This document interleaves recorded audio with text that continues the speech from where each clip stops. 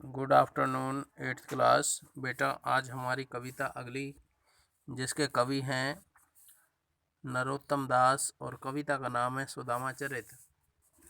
तो ये कविता हम इसकी हिंदी पढ़ लेते हैं। तो सबसे पहले मैं आपको ये बता देता हूँ कि ये जो कविता है ये एक प्रेरणात्मक कविता है। इसमें श्री कृष्ण और सुदामा की आदर्श मित्रता का वर्णन हुआ है कि जो उनकी घनिष्ठ मित्रता थी कि मित्र एक दूसरे के संकट में काम आता है, ये इसमें कविता में बताया गया है। कवि बता रहे हैं कि सुदामा और श्री कृष्ण दो मित्र थे और ऐसे मित्र थे आज भी पूरे संसार के लिए, यानी कि पूरे मानव जाति के लिए वो एक आदर्श मित्र के रूप में प्रस्तुत हुए हैं। तो कवि ने उनका सुदामा की गरीब दशा का वर्णन करते हुए कहा है कि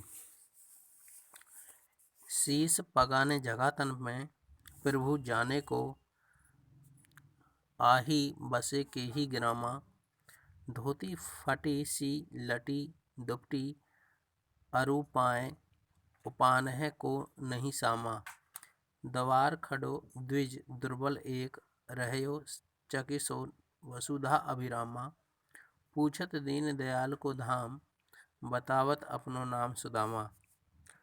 यहाँ हम इसकी हिंदी करते हैं कि प्रसंग लिखेंगे। प्रस्तुत पद्यांश हमारी हिंदी की पाठ्य पुस्तक बसंत में संकलित सुदामा चरित नामक कविता से लिया गया है। इसके कवि नरोत्तम दास हैं।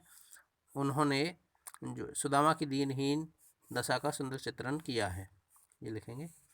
तो शीश पगाने झगातन पे प्रभु जाने को आही बसे के ही गिरामा। जब श्री कृष्ण के द्वार पर सुदामा जी जाते हैं तो द्वारपाल निर्धन गरीब को देखकर, उसकी आश्चर्यजनक स्थिति को देखकर कहते हैं कि भाई तुम्हें क्या चाहिए, किससे मिलना है। तो वो कहता है कि मुझे प्रभु श्री कृष्ण से मिलना है। तो अब द्वारपाल जो है वहाँ उनको खबर देने के लिए जाते हैं। तो वो बताते हैं कि प्रभु द्वार पर एक निर्धन गरीब व्यक्ति आया है जिसके सिर पर कोई पगड़ी नहीं है। शीश पगाने जगह तन पर, तन में शरीर पर यानी कि कोई कपड़ा है, कुर्ता नहीं है। शीश पगाने जगह तन में नहीं है, ना सिर पर कोई कपड़ा है। जाने को आही बसे के ही गिरामा, पता नहीं ये कौन से गांव से और किस गांव में वह यहाँ आया है।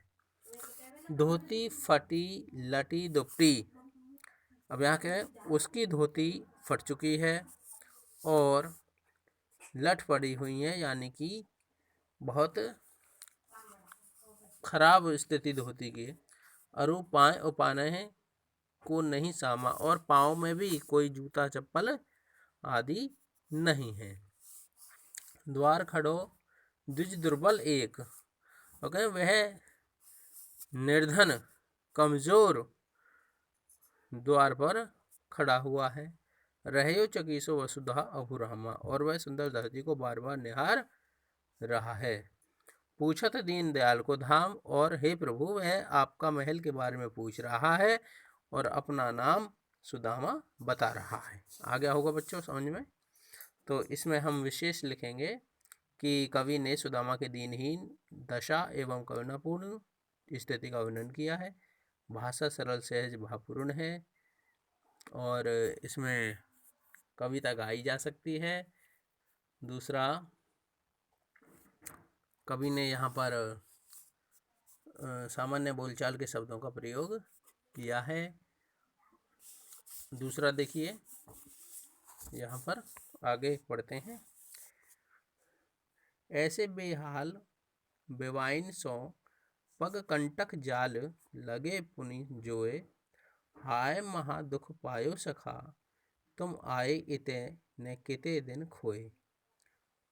देखी सुदामा की दीन दशा करुणा करके करुणा निधि रोए, पानी परात को हाथ छुओ नहीं नैनन के जल सो पग धोए। अब यहाँ पर कह रहे हैं कि ऐसे श्री कृष्ण जी सुदामा की दीनहीन दशा को देखकर करुणापूर्ण दृश्य को बताया है। और कवि कह रहे हैं कि सुदामा के पैरों में बेवाई फटी हुई थी जो अत्यंत कष्ट देने वाली थी। ऐसा को बेहाल पग कंटक जाल लगे पुनि जोए, और उनके पैरों में ऐसा लग रहा था जैसे कांटों का कोई जाल उग आया हो, यानी कि कांटे से छलनी हो गया हो, ऐसा जाल सा। सुदामा की दीनहीन दशा देखकर श्री कृष्ण कहते हैं, हाय महादुख पायो सखा, हे मित्र तुमने बहुत कष्ट सहन प्राप्त किया है या दुख भोगा है। तुम इतने दिन कहाँ रहे, तुम आए इतने कितने दिन खोए, यानी कि तुम यहाँ नहीं आए और इतने दिन तुम कहाँ रहे। सुदामा के बारे में ऐसा वे पूछते हैं। आगे है,